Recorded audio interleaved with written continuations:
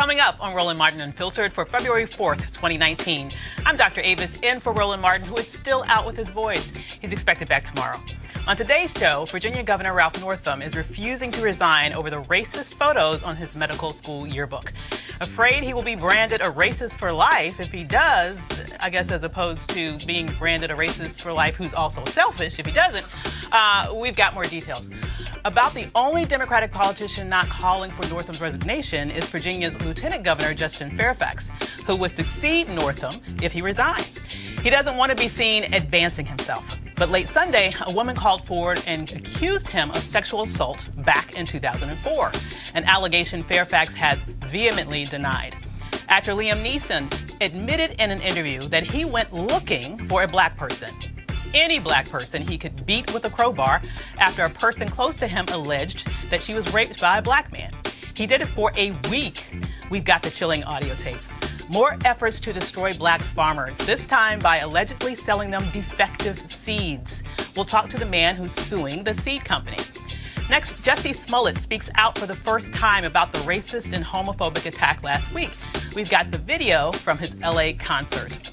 Kristoff St. John, star of The Young and the Restless, passes at 52. We have the sad details.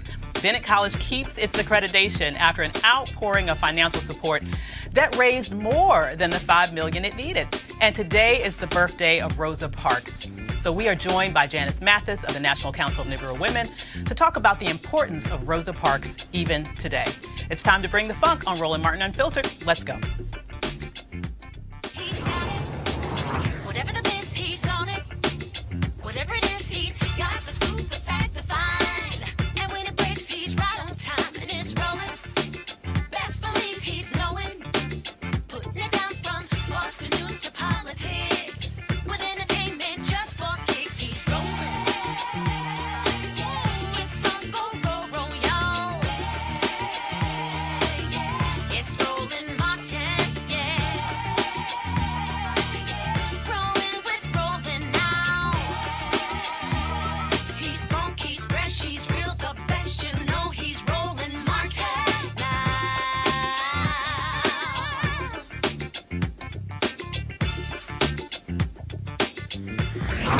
Martin. Friday, we showed you this page from Democratic Virginia Governor Ralph Northam's medical school yearbook page from 1984, when he was 25 years old. Since it surfaced, pretty much every Democratic office holder in Virginia has called on Northam to resign. The calls for his resignation, including the 2 Democratic senators from Virginia and all the announced impossible 2020 Democratic presidential candidates, accelerated after he first apologized for being one of the 2 people in the racist photo and then said, no, he wasn't that person. It wasn't me, the Shaggy defense, right? He reversed himself on the photos at the disastrous live news conference. Take a look. When my staff showed me the photo in question yesterday, I was seeing it for the first time. I did not purchase the EVMS yearbook, and I was unaware of what was on my page. When I was confronted with the images yesterday, I was appalled that they appeared on my page, but I believe then and now that I am not either of the people in that photo. I stand by my statement of apology to the many Virginians who were hurt by seeing this content on a yearbook page that belongs to me. It is disgusting. It is offensive. It is racist. And it was my responsibility to recognize and prevent it from being published in the first place. My belief that I did not wear that costume or attend that party stems in part from my clear memory of other mistakes I made in this same period of my life. That same year, I did participate in a dance contest in San Antonio, in which I darkened my face as part of a Michael Jackson costume. I look back now and regret that I did not understand the harmful legacy of an action like that. It is because my memory of that episode is so vivid that I truly do not believe I am in the picture in my yearbook. And you said that the competition in San Antonio was a dance competition? Yes. And it was that you danced the moonwalk? That's right. Are you still able to moonwalk? Inappropriate circumstances. My wife says inappropriate circumstances. A new poll conducted after the pictures surfaced showed Notham's net approval rating plummet. CNN is reporting that, according to a source at Notham's cabinet meeting this morning, that the governor specifically said that if he resigns, he would be resigning as a racist for life, that he wants to stay in office and convince people that he is not in that photo. Good luck with that. And that the photo does not represent who he is. While all this was going on late yesterday, an allegation of sexual assault surfaced against Lieutenant Governor Justin Fairfax. A woman claimed he sexually assaulted her in the 2004 Democratic National Convention in Boston. Fairfax put out a statement at 2:55 a.m. this morning denying it. And late this afternoon, he held an impromptu news conference at the Virginia Capitol building and said these allegations were timed to smear him, as he may become Virginia's governor if Governor Ralph Northam resigns. And my family is strong. My faith is incredibly strong. My faith in God is unshaken.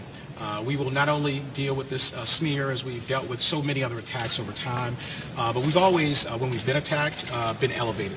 Every single time someone is attacked, whether it's a lie, whether it's a smear, a political attack, a personal attack, a character assassination attempt, we've always not only gotten through it, but we have been elevated. And my faith in God is so strong, and I know that the facts will show exactly what we have borne out. How would you describe the relationship? How would you describe the relationship? What was the relationship? What relationship? With this woman? It's someone who I met in 2004 at the Democratic National Convention, and as I mentioned, I told all this to the Washington Post at the time, a year ago, and there's not one fact that I gave to them that they were able to contradict. Can you tell us what happened? What is it? Sure. I met her at the convention. We met and talked, and I did not know her prior to. I was 25 years old, unmarried, a campaign staffer at the time, and we hit it off. She was very interested in me, and so eventually at one point we ended up going to my hotel room. This is in 2004. She was, very much into consensual encounter, and she even admits in the story there's consensual activity going on. And again, I have children, so I'm going to be very circumspect about what I say. But everything was 100% consensual, and not only that, the same person called me sometime later and wanted to meet with me, wanted to come visit me. I was still in law school at Columbia Law School, wanted to come to New York City to meet with me, wanted me to meet her mother. And said that years later, months later in this case, and years later now, we have a totally fabricated story out of the blue that's meant to attack me because of where I am in politics. The fact that it only came up once I won. And remember, I have run for office before. I ran in 2013 in a primary statewide. I ran in 2017 in a primary statewide. I ran, of course, in the general and won. It was only at the point that I won that this person fabricates this claim and then attempts to, again, get it into the media. And when they failed the first time to get it into the media, comes back around a year later at another point of maximum media attention, and once again tries to get it in through some website and some people who we know who are involved in this. And so no one who is telling the truth operates in that way. I have nothing to hide, and yet to have someone manipulate the media. If you were telling the truth, there's no reason that you would go away for a year once you fail to get it into the Washington Post and then come back later, again, with zero corroboration whatsoever, and there's no corroboration because that did not happen. A collective pact, they said that you believe that the governor's team is spreading misinformation about your team. Can you comment on that, please, sir? The collective pact has made its statement, and so do you believe it? I don't know precisely where this is coming from. We've heard different things, but here's the thing: does anybody think it's any coincidence that on the eve of potentially my being elevated, that's when this uncorroborated smear comes out? Does anybody believe that's a coincidence? I don't think anybody believes that's a coincidence. Again, particularly with something, this was not the first time this was brought up. It was a year ago this was brought up, and yet the Post, who investigated it for 3 months, dropped the story, did not do it, and they did not do it because it was uncorroborated, and it's uncorroborated because it's not true. And so it goes away for a year and then crops back up right at this moment. You don't have to be cynical. You don't have to understand politics to understand when someone's trying to manipulate a process to harm someone's character without any basis whatsoever. And again, I have lived my life in a way that I'm proud of. I've put myself up for election to the people of Commonwealth of Virginia multiple times. You never in the course of any campaign I have ever run had anything said like this about me. And again, I'm someone who grew up in a tough environment, Northeast Washington, D.C., but because people invested in me, I went to Duke University, Columbia Law School. I was on the law review at Columbia. I was a federal prosecutor. I have been through 2 FBI background checks in my life. I got a top secret security clearance, and I've been an attorney, a federal prosecutor, and now I'm a partner at a law firm and sitting as the Lieutenant Governor of the Commonwealth of Virginia. Take note, that's how you communicate clearly during a press conference. So as you heard, Lieutenant Governor Fairfax was asked about the Collective PAC, and joining us is Quentin James, co-founder of the Collective PAC, an organization that supports black candidates, and Philip Thompson, the president of the Loudoun County NAACP. Let's first go to Quentin. How are you doing this evening, Quentin? I'm good. Thank you so much for having me, and it's been a wild 72 hours. Oh, I can only imagine. Thanks so much for joining us. So I think I'll start off with that last point that was raised in the press conference. Could you tell us more about this allegation that perhaps this specific sexual assault allegation has creeped back up as a result of the Northam side of the political aisle?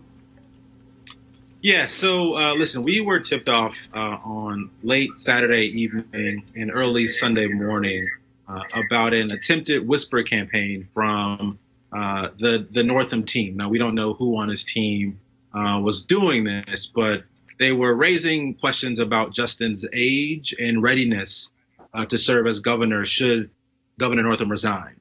That came out about 2:30 p.m. on Sunday, but also because we know where the original picture came from. On Friday, we were very wary about a white supremacist blog obviously not wanting to see an African-American like Justin Fairfax become a successful governor of Virginia. And so we put, a call out to folks to be ready for any lies, any other distractions that would have, been coming out.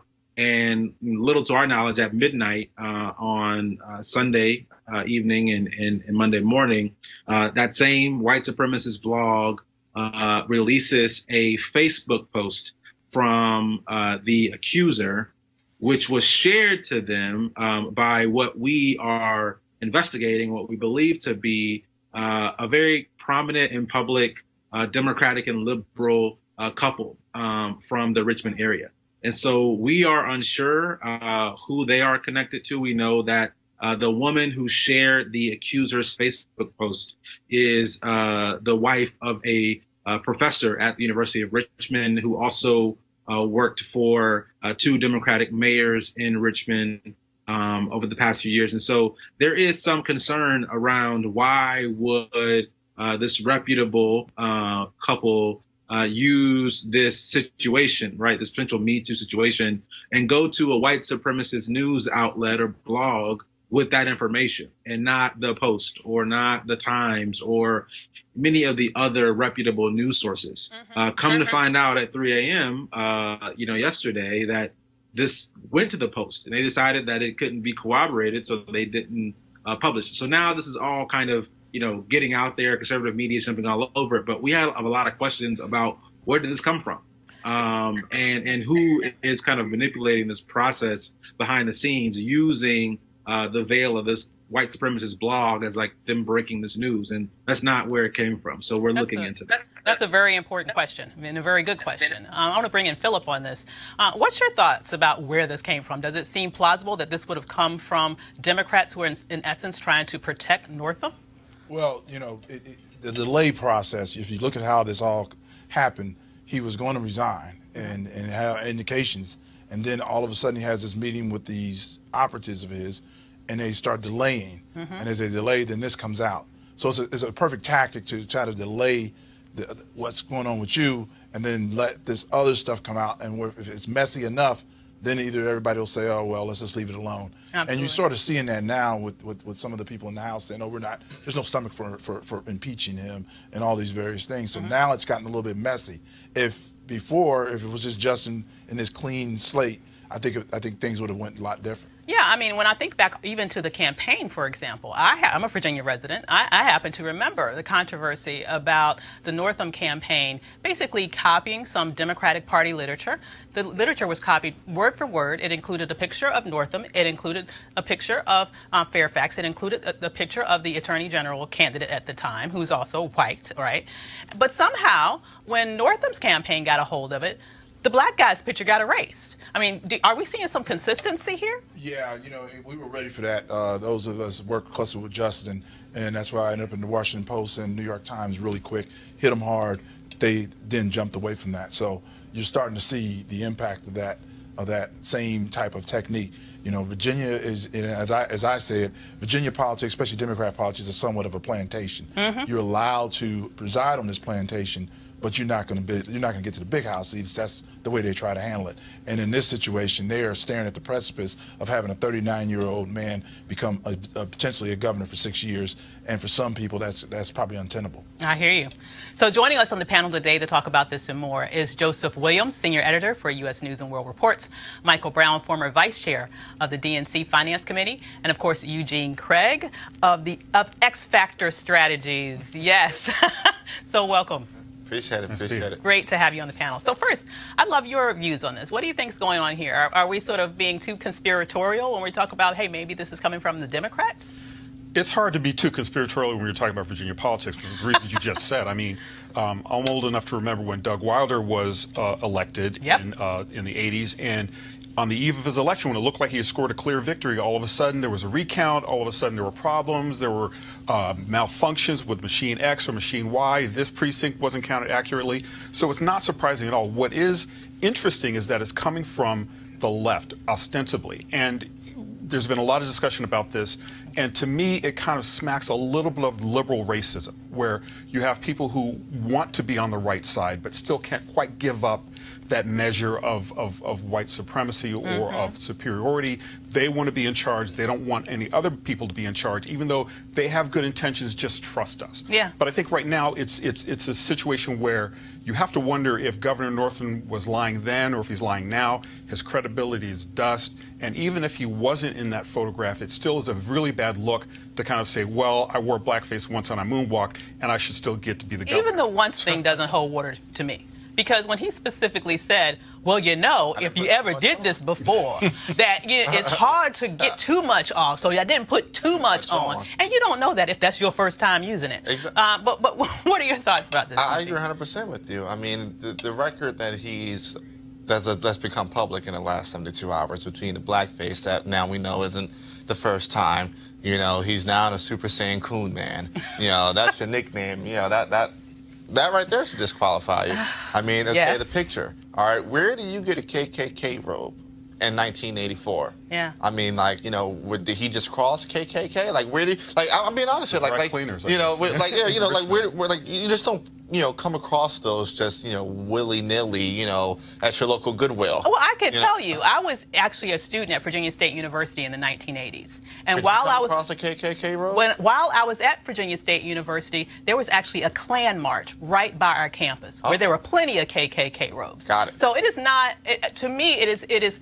Quite frankly, it looks pretty damn authentic to me. But you're also talking about the former capital of the Confederacy. Absolutely.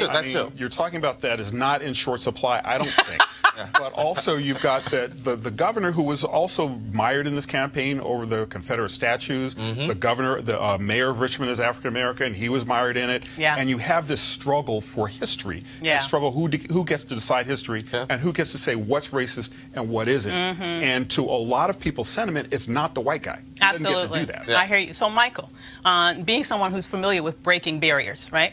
Do you think it was just too much for people to bear, hearing basically 24 whole hours of people having these thoughts about the second black governor in Virginia, the youngest governor ever in this nation?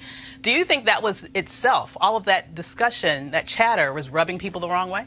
I mean, possibly. Just like it was too much for, after 8 years of an African-American president, and possibly a woman.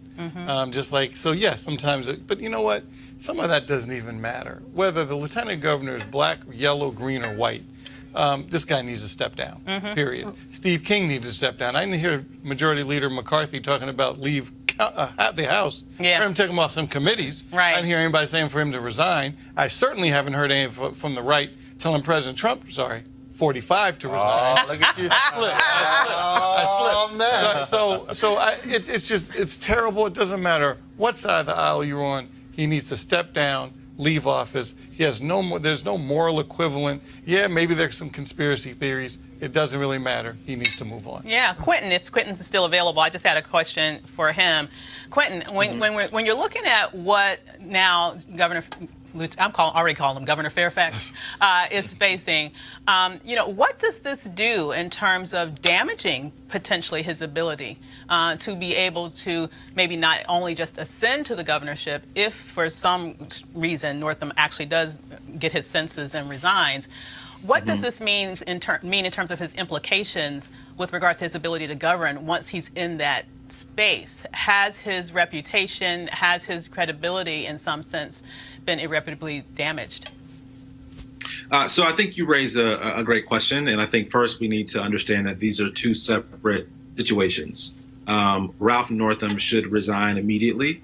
That has no bearing on any falsehoods that have been released to the public over the past 24 to 48 hours. That's number one. Number two, the Washington Post and WUSA 9 in the D.C. area have both published accounts that they could not corroborate this story. And so the story is not corroborated. I don't think there's anything to really talk about there at the moment. Now, if things come forth that could, corroborate the story, sure, we could have that conversation. But again, this is a non-corroborated story. It's like me saying, Ralph Northam did something, right? Without any evidence or any additional information there, it's just a falsehood. And so lastly, I think we need to look at Justin's record as a public servant over the past year, his time as a federal prosecutor.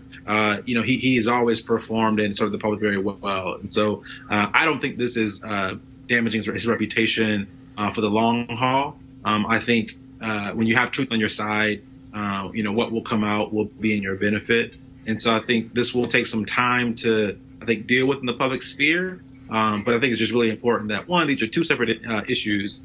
And second, the story is not corroborated at the moment. Well, thank you so much for joining us, and I really appreciate your perspectives on that, Quentin. One last question to Philip. As we wrap up this particular portion of the show, as it relates to this particular issue and the NAACP, what's your plan moving forward to sort of keep the pressure on Northam, number one, but also, number two, perhaps even filling in the role of protecting Fairfax to some degree? Well, we're nonpartisan per se, but this is the issue that the governor's put us in is incredible, because this, people talk about what happened in 1984. Let's talk about what happened in Halloween just this year. Our governor dressed up as his favorite governor, which is Governor Brewer, who was a slave owner. Oh my God! He thought it was great enough. He thought it was okay to dress up as a slave owner in 2018. He called the NAACP and apologized, just like he tried to call the NAACP and apologize for this. So we're looking at that. And then if you look at his policies policies haven't been very pro-African American in any regard. It always irritated whenever I met either Governor Northam or Governor McAuliffe, and the first thing they would say in their defense is for African Americans, oh, we got the felons registered. Well, my statement back to them was like, we're not all felons. So what else you got? You know? And then, like that's the only issue we have. So this is a pattern of behavior that's gone on, and you can say 84, but now we're talking about 2018. Governor Northam needs to resign, and regardless if Justin was white, like he said, white, black, purple, pink, we need a new governor. Gotcha. I hear you. So, as we all know, racism is everywhere, and today we found out it is, or was, in the heart of actor Liam Neeson.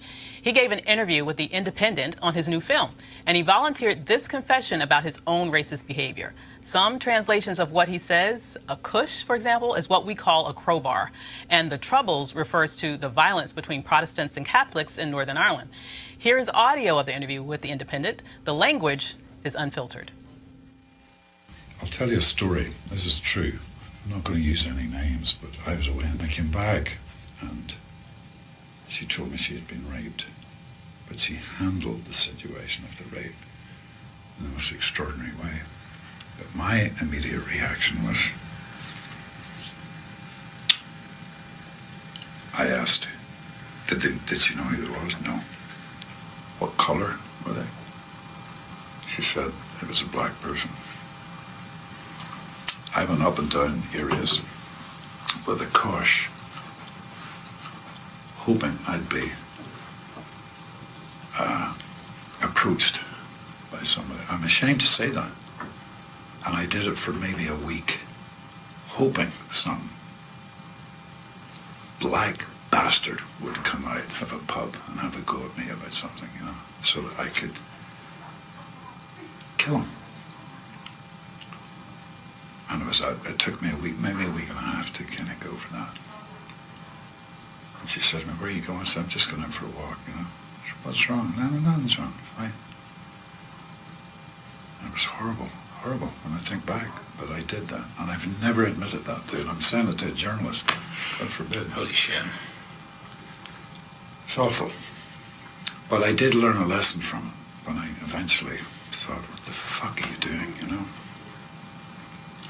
And I come from a society, I grew up in Northern Ireland in the Troubles, and you know, I knew a couple of guys that died on hunger strike, and I had acquaintances that were very caught up in the Troubles. And I understand that need for revenge, but it just leads to more revenge and more killing and more killing. And, you know, Ireland, Northern Ireland is proof of that, you know. All the stuff that's happening in the world at the minute, the violence is proof of that, you know. So it's, but that's, yeah, primal need, I understand, you know. Relate to that. So, Joseph, the need for revenge, that doesn't sound like revenge to me. A random black person sounds like a lynching to me. I mean, what do you think? It sounds like homicide. And I thought it was quite interesting that when he unspools his, he unburdens himself about this whole situation, the one thing he apologizes for is thinking about killing someone and killing needs more killing. What about the racism part? What about the fact that you're going to get some random black guy off the street? I mean, it just boggles my mind and probably gets him. I have, two questions. The first is, why are you bringing this up? I mean, I guess he's promoting a new movie, but I'm not really sure why this particular story feeds into that. Yeah. The second is, what happened to his consciousness of some black person he was going to kill, and he had homicide in his heart, and the only thing he saw was color? Why did he ask what color that person was? It just kind of mystifies me, and I think he's going to have a a lot of explaining to do. Absolutely. So it's a little bit below black in social media today. Number one trending topic. I mean, you got to think about this right now. I got to cancel about half of my adolescence. That's Ra's al Ghul from Batman Begins, Aslan from The Witch, the King, and the Lion, right? Qui-Gon from Star Wars. Like, this is crazy. Taken. Like, you mentioned Taken. And the whole Taken series. Oh yeah. It's all gone. Like it's all, you gotta cancel. I mean, I try not to engage in too much cancel culture, but I mean, like, you made a point. Like, you apologize for the homicide, but the first thing you ask is, oh, what's his color? Because you already presumed that he was black. I mean, Northern Ireland, it's not too many other colors. Yeah. It's not it's not like the United States where you got, black, brown, maybe some tan. It's like pretty much like black and white there. And so, I think his career is probably over at this point. I don't see him. I mean, the guy plays Zeus. You gotta cancel Zeus now. Okay, Eugene's in mourning. What do you think, Michael? I don't even know what to add. It's unfortunate. It's tired. It's just, you have to just wonder if his judgment was impaired at the time. Maybe they had a couple sips. I mean, I don't know. I mean, how do you just talk about that, thinking it's okay to a reporter? I will say, I have someone I'm connected to who made the argument. She was making a counter argument. I don't quite buy it, but I'll bring it up. So maybe someone here will agree. What Northam should have did? Well, she's saying he shouldn't be castigated because he did express some level of remorse. It was only a week. And a lot of people. Yeah, a lot of people could have died in a week. Have you seen it's true. But the main point is that, you know, at least he expressed it, and we have to create a space where people can express even unpopular or ugly things, so that we can begin to face these feelings that a lot of people have, but will not outwardly express. I mean, what do you think about that? I will say this, you know, if Northam did something like this and just came out and said, you know what, I hate black people, and I've done all these things, I think we probably would not be having a conversation about him resigning. If he was just upfront about it, how, you know, Liam was just upfront about he wanted to kill some black people. If Northam would have came out, you know, sometime over the last, you know, 15, however long his political career has been, and said, you know what, I've done some pretty racist things. I think I hate black people, but I'm be honest about it.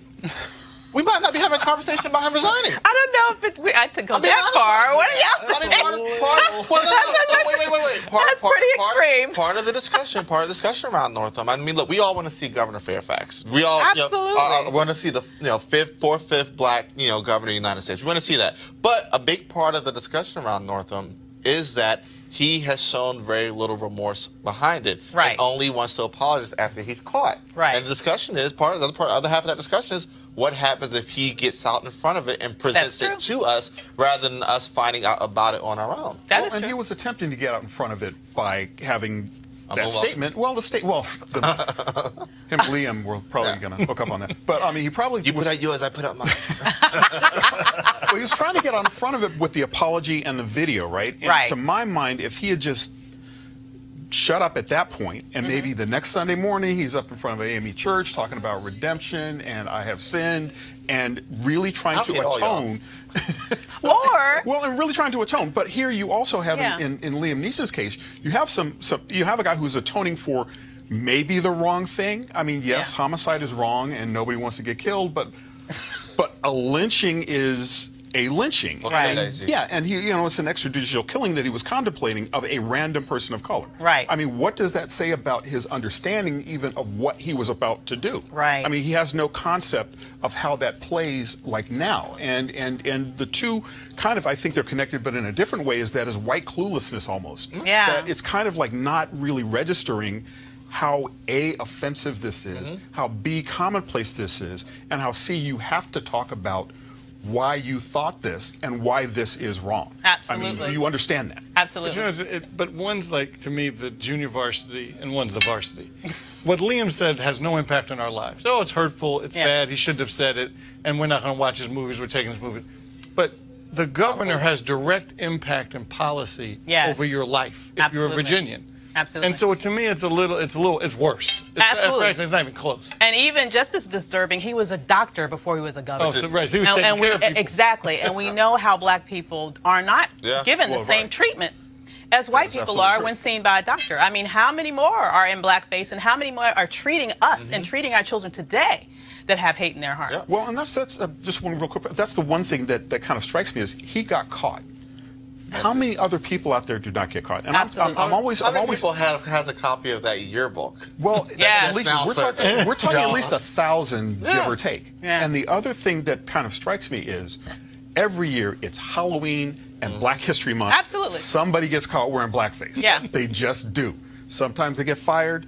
Sometimes they get, a little slap on the wrist and goes. Didn't it happen to a public official in Florida? It happened. Yes, it did. Secretary of State. Secretary of State. But one more thing about this Neetham situation. What I find interesting is that this issue of forgiveness somehow never came up. It's interesting. The reporter didn't say, "Well, did you think about forgiving this person?" Whereas, how many times have we seen when a grieving mother or a grieving sibling or a grieving loved one is sitting there heartbroken because their loved one has just been murdered by a white person, the first thing out of the reporter's mouth is, "Do you forgive?" Is forgiveness only our responsibility, apparently? Well, I think in that set of circumstances, part of the responsibility is the journalist. I mean, we have a dearth of people of color in journalism. And because we don't have a lot of people of color in journalism, questions like that get answered of grieving mothers and of movie stars. And even if you extrapolate it a little bit, even the elite political press who was covering Ralph Northam and covering Justin Fairfax probably had a blind spot or two, collectively speaking, that overlooked a lot of what happened with the vis-a-vis the Flyers, and was not scrubbing him to get that yearbook photo. 2013, when during the debate, he wouldn't shake E.W. Jackson's hand. Oh, wow. That's right. Afterwards, I forgot about that. And keep in mind that Governor, I hate to call him Governor Northam anymore, but the governor, well, you know what? Go ahead, Dave. It's just tired. He's like, he just need to go. Right, okay, right, that's the shortcut. He needs to go. Did we throw a ball for Fairfax after he sworn in? Yeah, I think so, yeah. Oh, it's lit. Maybe small ones. Well, from the governor to farmers, okay? In the 1920s, there were 1 million black farmers. I'm a descendant of them. Today, there are about 30,000. Sure, the number of farmers in general have declined over time. But for black farmers, discrimination from the U.S. Department of Agriculture, from banks and suppliers, have made it especially difficult to stay on the land. The TV show Queen Sugar from Ava DuVernay on the Oprah Winfrey Network tells that story. Today, we learned of yet another way black farmers are up against it. The Black Farmers and Agriculturalists Association have filed suit against Stein Seed Company, charging they sold defective soybean seeds to black farmers. Last month, a federal judge said that these allegations are serious and ordered the parties to sit down for 60 days and try to come to a settlement. Joining us now is Thomas Burrell, president of the Black Farmers and Agriculturalists Association. How are you, Mr. Burrell? Jackie, how are you? Good health and excellent spirits. Thank you. That's wonderful to hear. So how did you discover that the seeds that you received were faulty? Well, keep in mind that we represent African-American farmers, and these farmers started to allege and keep records that their soybean plants were not germinating properly. That is to say, they were not sprouting, they were not growing, they were not reproducing, they were not developing. And particularly during the fall of 2017, when it was time to harvest these plants, they contacted our office. I, in turn, called the corporate headquarters of Stein. Stein is the largest private seed manufacturer in the world, a multi-billion-dollar company. And I indicated to them that our members were having problems with these soybean seeds and asked them to send down their scientists, i.e. their agronomists, before these farmers started to harvest so they, Stein, would be able to, shall we say, visit the scene of the crime to determine for themselves. Keep in mind, this organization has a patent on their products. They have over 900 patents. So if there's any question regarding the fertility or the progeny, that is to say the sons and daughters of their certified seeds, they, better than anybody, would have been able to test. And they came down, acknowledged that there was a problem, but they did absolutely nothing. And subsequently, this association did what we do as a civil rights organization. We filed a suit in federal district court for the Western District of Tennessee on behalf of black farmers and their heirs in Arkansas, Mississippi, and Louisiana. Well, can you give me an estimate of about how much money, quite frankly, that the farmers have lost as a result of not being able to get a harvest because of these defective seeds?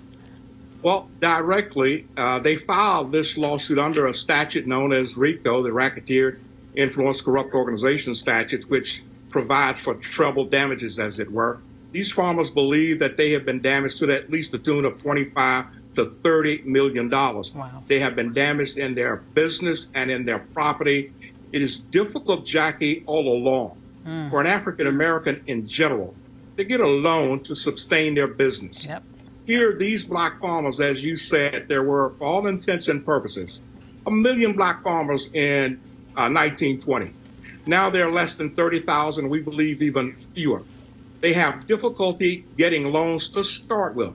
Now this group was able to get a loan, but here again, because of systemic and continued discrimination, a private entity now wanted to deliver the fatal or the final blow, and that is, sure, now you got a loan, now you have equipment, now you have $1 million operations, but we're going to sell you defective seeds. Wow. The problem with that, in this particular case, Jackie, is this corporation didn't look around and say, well, you know what, we've got some seeds left.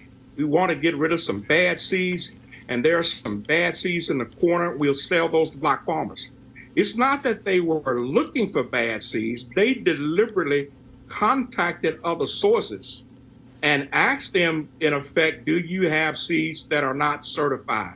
And then was able to get those sources to ship those bad seeds to these farmers. We're saying that this is so blatant. This is an egregious act, a continued act of racial discrimination against not only the African-American community in general, as your guests were talking about earlier, blackface, people who are stereotypically discriminating against black individuals, whether in effigy or whether it's against black farmers. And keep in mind, this is nothing more than continued discrimination.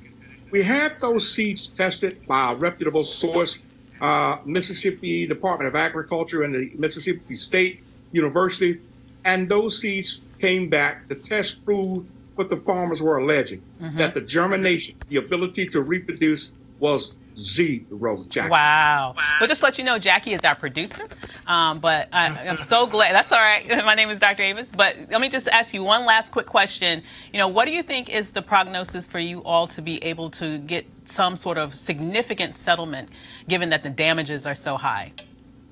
But keep in mind, let me apologize, Dr. Avis, for the mistake. Now, we've been talking to Jackie. But at any rate, we believe the damages are high because, keep in mind, these individuals have been damaged in their property. They technically could be out of business. Just as you said, there were, for all intents and purposes, 1 million black farmers in 1920. It is the accumulative effect of the racial discrimination that has led to this demise, this decline. You're now talking about a handful of individuals who have survived the gauntlet. So the court should throw the book, as it were, at this corporation, because black businesses in general have failed, whether we're talking about the hair care industry, have been put out of business, African Americans in the service industry, the construction industry, and elsewhere. Black farmers have been the victims of discrimination, but they are one group. This group has survived the gauntlet, as it were. And keep in mind, we've been in this business, we've been in this country now for over 400 years. So yes, this company should pay. The farmers have been ordered to go to mediation, which is a step toward settlement. But if they're not satisfied with mediation, they will have a right then to have their case heard before a jury of their peers. Ultimately, they're not going to just take anything because they've been damaged too severely, and therefore we believe that a full measure of justice should be made available to them. The maximum amount of injury should deserve the maximum amount of damages. Thank you so much, Mr. Burrell, for fighting for these farmers. As a proud granddaughter of farmers, I'm so happy that you do what you do. Thanks for joining us today. Yes. Absolutely. So we have a Jussie Smollett update for you. Over the weekend, Jussie made his first appearance since the attack last week. He held a concert in L.A. where he discussed the incident and even cleared up some rumors. Take a look.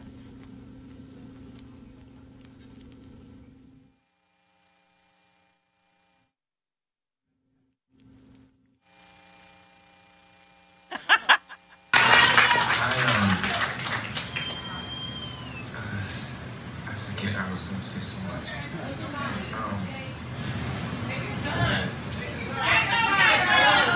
I'm not fully healed yet, but I'm going to, and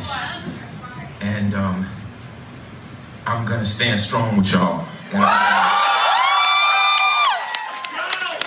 A couple of points that I wanted to make really quick, just because it's 4 points. My little sister is literally like Olivia Pope, like she's in the back. I was bruised, but my ribs were not cracked. They were not broken. I went to the doctor immediately. Frank Gatson drove me. I was not hospitalized. Both my doctors in LA and Chicago cleared me to perform, but said to take care, obviously.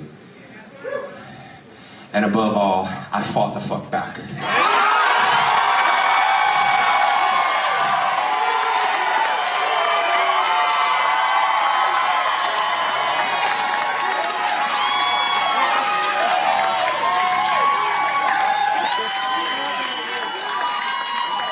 I'm the gay Tupac.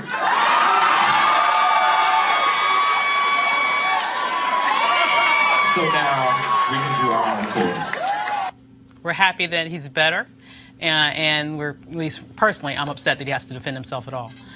But next, for 27 years, Kristoff St. John starred on the CBS soap opera The Young and the Restless. Today we learned he passed. Police found him unresponsive at his home in Los Angeles. At this point, the cause of death is unknown. He was 52. According to TMZ, citing a source close to St. John, he had checked himself into the UCLA Medical Center for depression issues in January. He was recently released. St. John was really suffered from suicide. St. John suffered and I guess mourned over the suicide death of his son Julian a few years back. 2 years ago, around the anniversary of his son's death, police placed him under 72 hours observation when he threatened to kill himself. On The Young and the Restless, St. John had 9 Daytime Emmy nominations and 10 NAACP Image Awards. Roland talked to Kristoff St. John back in 2014 and asked him about the decline of soap operas. Yeah. They are a dying breed. Right. Yet, for some reason, Young and the Restless continues to be one of the dominant soap operas out there. Yeah. What do you think is the reason? Soaps aren't necessarily dying. In fact, I see a resurgence. Just because all my kids went off and One Life to Live doesn't mean that we're going downhill. Many folks think that reality television killed soap operas. But the point that you're just making, though, is great storytelling will always trump anything else. Well, sure, and this is evidenced by primetime soaps, which we have. Tyler Perry's got Half and Halves. I mean, there's so doing much, great numbers. All the franchise shows like CSI, Criminal Minds. I mean, people are into the macabre, so I understand that particular thing. But the truth is, 5 days a week, people want to come and forget about their problems and have a fantasy world that they can dive into. We are their family. They've been with us, some of them, for 41 years. And they want to see us get married. They want to see us die, certain characters. They want to see us go to jail. It's such an interesting kind of juxtaposition of reality television, of people, they want to see the real stuff, and the fantasy world that we live in. And that's why I think we're still, chugging along. This is a mighty ship that's a luxury cruise liner. I'm happy to be part of the crew. Well, I'm sure you like Fred Williamson. You don't want to see your character die. Oh, no, sir. I am not looking forward to that day. St. John's attorney Mark Garagos tweeted this: "Few men had the unique strength, courage, and sensitivity that Kristoff John I lived every single minute of every day. He impacted everyone he met and millions whom he inspired and in turn admired him. On behalf of Mia St. John Boxer and the Stone St. John family, thank you all for the love." Michael? Personal note, thank you very much. Point of privilege. As a 30-year fan of Young and the Restless, my mother and grandmother got me into it when I was a little kid. I continued to watch in college. I watched in law school, and I DVR it as of today. For real? This hurt. Facts about my He came on the show in 1990, 1991. Yeah. And since then, Young and the Restless was really one of the leading soaps that now have a Latino family on. Yeah. Have African American families on. They were the leading soap for diversity. So he will be sadly missed. So point of privilege to my late mom, to my late grandmom, and to me. That's a heck of a show. Oh, wow. That's so sweet. For HBCU Giving Day, today's HBCU is Kentucky State University. It was founded in 1886. Notable alumni include Tom Colbert, Effie Waller-Smith, Whitney Young, and Travis Grant. To donate, please visit kysu.edu. So on Friday, we showed you a press conference where High Point University donated $1 million to Bennett College. The president of High Point challenged everyone to donate more before the deadline today. Through his help and many others, Bennett College held a press conference today announcing they have officially exceeded their goal. Take a look. When you add up the number this morning, I don't know if you got a banner or what you got going on. When you add up the number, you got to add the checks I just gave her for $357,500. As of today, and let me just say, we still counting. We are still counting money. But as of today, Bennett College has raised $8.2.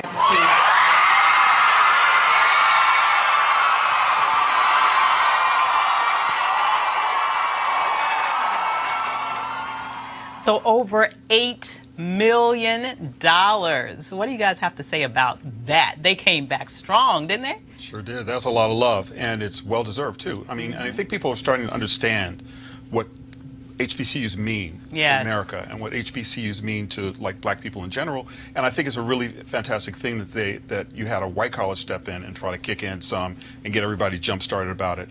And Roland's daily HBCU Giving Day is just really, I think, one of the most outstanding things that you can do for public education. Absolutely. Yeah, I agree 100%. It's very telling that High Point jumped in there. You know, I think, you know, going forward, we're going to make sure our HBCUs are in a position that they're healthy and they're thriving. And a big part of that is helping them build up their endowments, helping them, you know, retain students, make sure they're getting, you know, just due funding. All those play a role in the health and vitality of our HBCUs. And so I'm glad Bennett's going to survive, you know, keep that accreditation, you know, keep our good black women strong and educated. That's right. So let's see what happens here. All right. And you know what Roland would say? Roland would say it shouldn't take a disaster for folks to write checks to HBCUs. It should be happening all the time from alumni, non-alumni, to keep our HBCU community strong. Absolutely. Because we have to save ourselves. That's the bottom line. So Rosa Parks would have been 106 years old today, but her life and legacy have inspired generations of African-American women. Here to share her thoughts on Rosa Parks and her meaning for black women today is Janice Mathis of the National Council of Negro Women. Hello there, Janice. Hello, Dr. Avis. Thank you for having me today. I'm so glad to have you here, especially on this special day. Absolutely. I never met Rosa Parks, but she inspired me like she did generations of other women and men.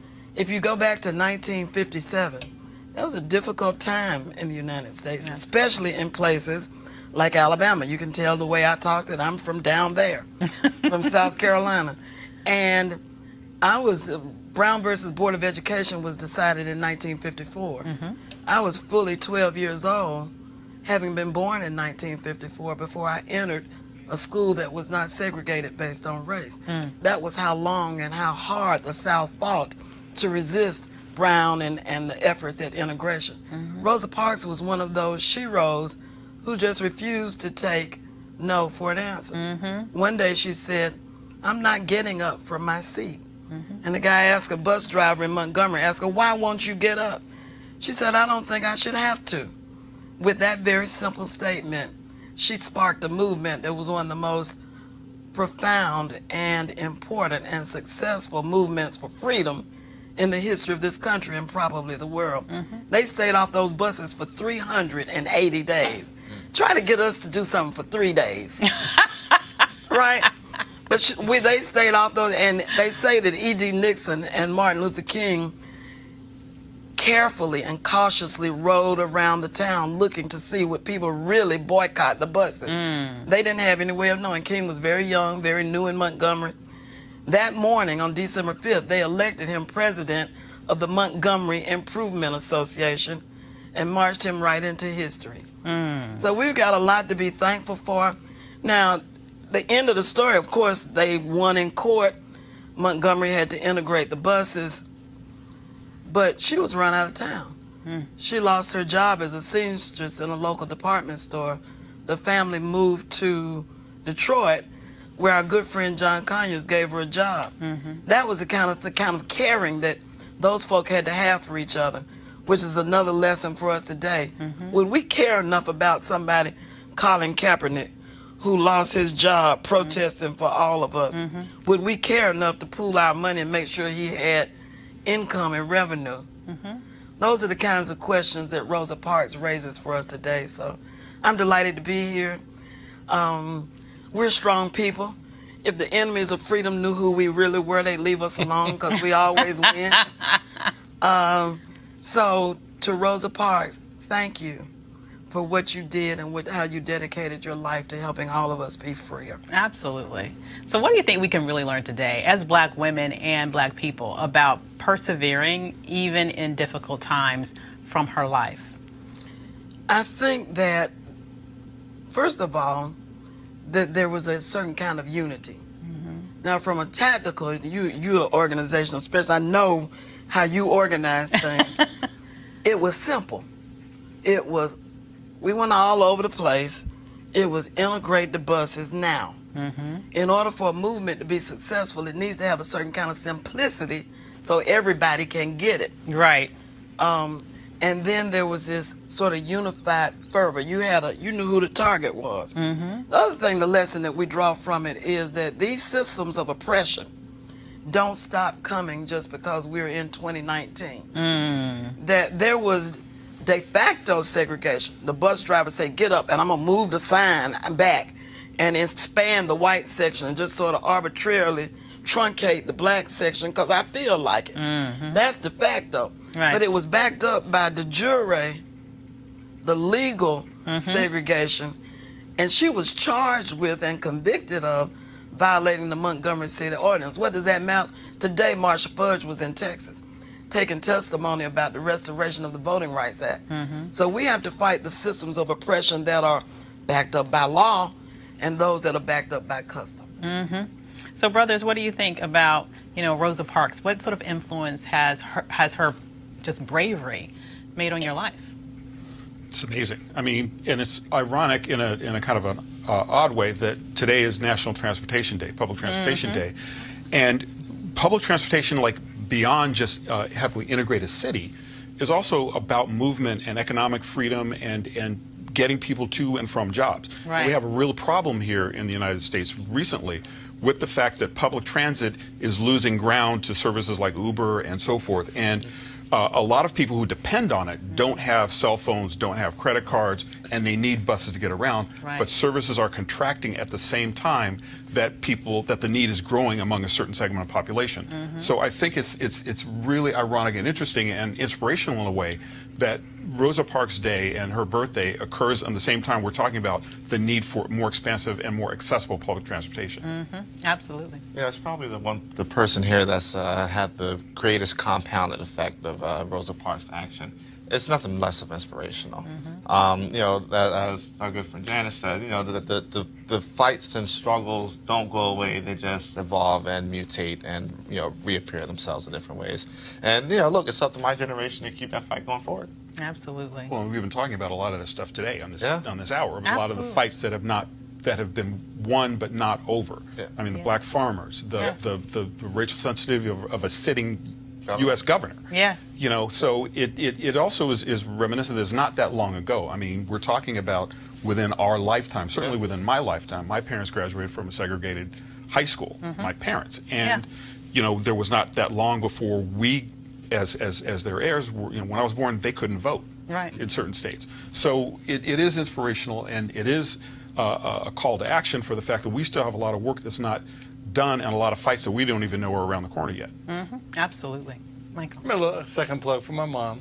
My mom used to work at the National Council of Negro Women with Dorothy Height. That's right, she did. But I think most of us, the first papers we wrote in school were either Martin Luther King Jr. or Rosa Parks. Yeah. And I certainly wrote my share of Rosa Parks papers, and you just take so much pride in it. And don't say anything bad about Rosa Parks.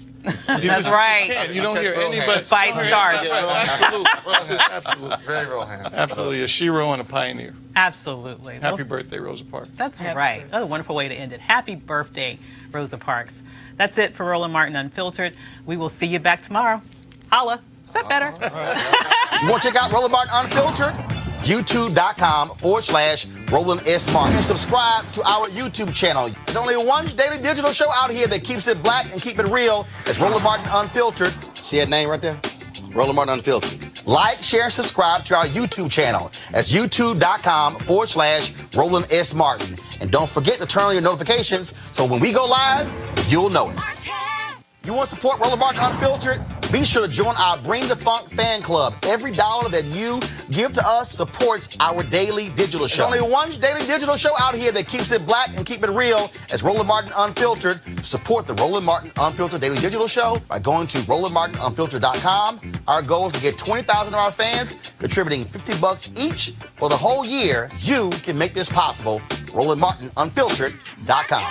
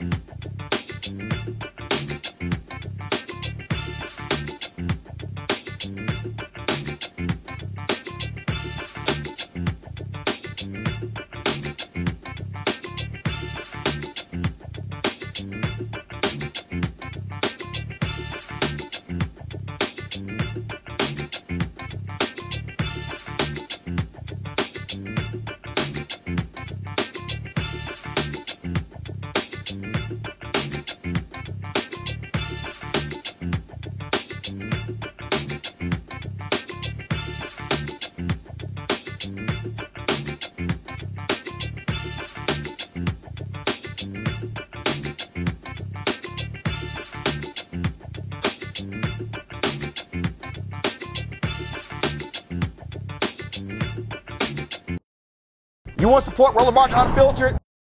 Be sure to join our Bring the Funk fan club. Every dollar that you give to us supports our daily digital show. There's only one daily digital show out here that keeps it black and keep it real as Roland Martin Unfiltered. Support the Roland Martin Unfiltered daily digital show by going to RolandMartinUnfiltered.com. Our goal is to get 20,000 of our fans contributing $50 each for the whole year. You can make this possible.